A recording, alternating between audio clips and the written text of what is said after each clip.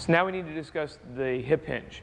As I spoke about earlier, most of us will tend to bend at the lumbar spine instead of at the hips, and that's really bad for your spine. So we have to retrain the body to get away from these aberrant patterns and make sure that we are able to move properly to make sure that we have a longevity of our spine and our health. There's many ways out there to train. I'm going to show you a couple ways just to reteach and relearn those kinds of patterns. But basically, what we need to remember is the hip hinge is this, bending, back is nice and flat. We're hinging at the hips.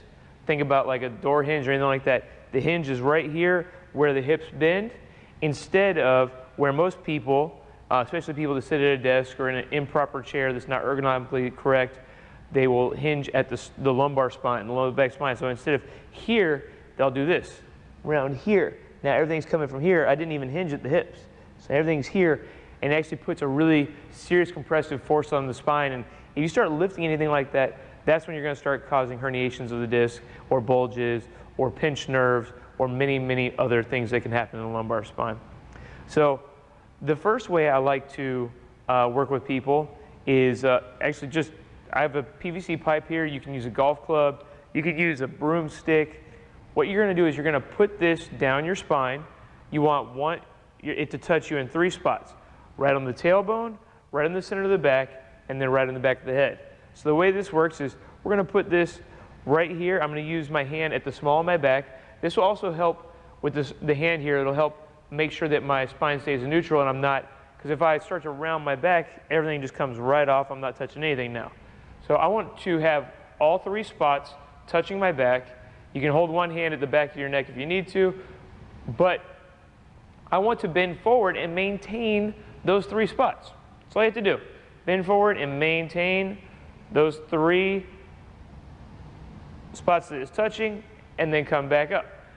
Maintain nice control, down and up. Again, right here, pushing your butt back as you bend forward, maintaining that neutral spine position.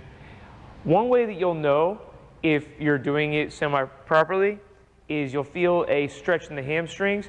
As I get down to this position, literally right now I have no weight or anything like that in my hands, but I can feel the hamstrings.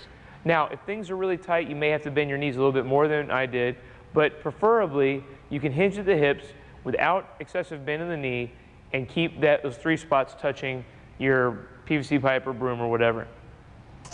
Another way that I like to teach people is just by putting the hands here on the thighs, and think about literally sticking your butt out. Just stick your butt out and push your hands down your legs, continuing to stick the butt out, all right? Until you get to the knees, you should feel everything you need right there, and then squeeze the butt. Now remember, this may be all you can do in the beginning, where you can keep your back flat before everything starts to round. Work your way for range of motion. There's no need to go crazy and, be able to hinge, keeping the back flat here, and get way down here. There's no need for all that.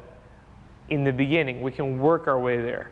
Right now, you just need to focus on teaching your body to rehinge at the hips instead of the lumbar spine so we can protect that spine. All right? So that's the hip hinge.